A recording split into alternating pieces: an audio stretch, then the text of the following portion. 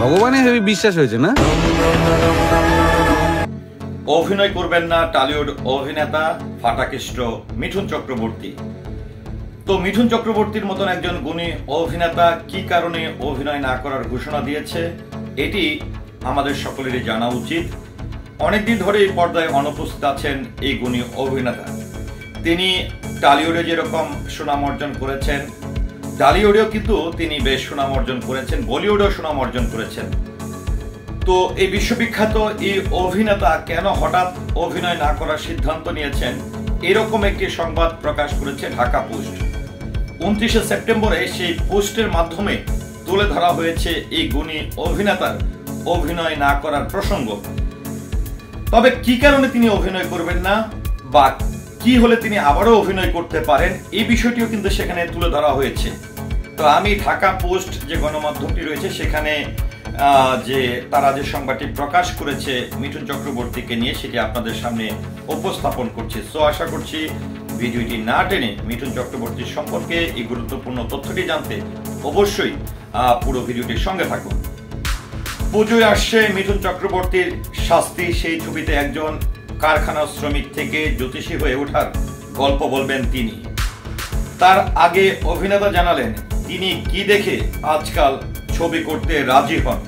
আবার একসঙ্গে একই ছবিতে কাজ করলেন মিঠুন চক্রবর্তী এবং মাস্টার বিল্টু ওরফে সোহম চক্রবর্তী।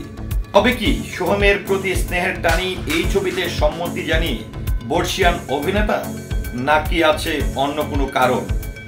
ভারতীয় গণমাধ্যমে দেয়া এক সাক্ষাৎকারে মিঠুন চক্রবর্তী বলেন, এখন আর কারো জন্য স্ক্রিপ্ট পছন্দ করার জায়গা নেই। বিল্টুর জন্য স্নেহটা আলাদা জায়গা, তবে এখন স্ক্রিপ্ট পছন্দ করার আগে ভেবে দেখি এটা কি দর্শকদের মনে দাগ কাটবে কিনা। শাস্ত্রীর চিত্রনাট্য এই কারণেই বেছেছি কারণ এখানে আমার করার মতন অনেক কিছু ছিল। একই সঙ্গে শাস্ত্রী ছবির একটা বড় বার্তা দেবে, সেজন্যই শাস্ত্রী করলাম। ছবির বিষয়ে এই গুণী অভিনেতা বলেন, একদম শূন্য থেকে শুরু করে অনেক কিছু পেয়ে আবার শূন্যে ফিরে আসার গল্প দেখা যাবে এই ছবিতে।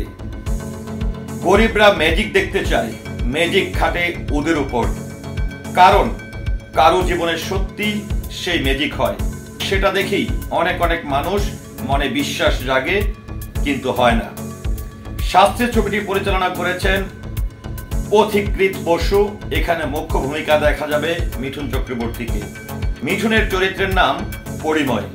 সোহম চক্রবর্তী, সৌরসেনী মিত্র, কৌশিক সেন প্রমুখ থাকবে গুরুত্বপূর্ণ ভূমিকায়। এই পুজোয় 8 অক্টোবর মুক্তি পাবে এই সিনেমাটি।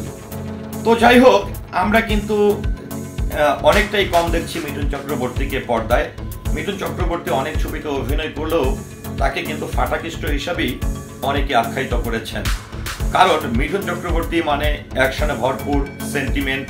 মিঠুন চক্রবর্তী মানেই ব্যতিক্রম কিছু। তো এই গুণী অভিনেতার যে প্রসঙ্গটি আছে সেটি হচ্ছে তিনি গল্প পছন্দ না হলে, গল্পে তার গুরুত্ব না হলে তিনি অভিনয় করবেন না, এমনটাই জানিয়েছেন। তবে একদমই তিনি সিনেমা ছেড়ে দিবেন এই কথা কিন্তু তিনি বলেননি।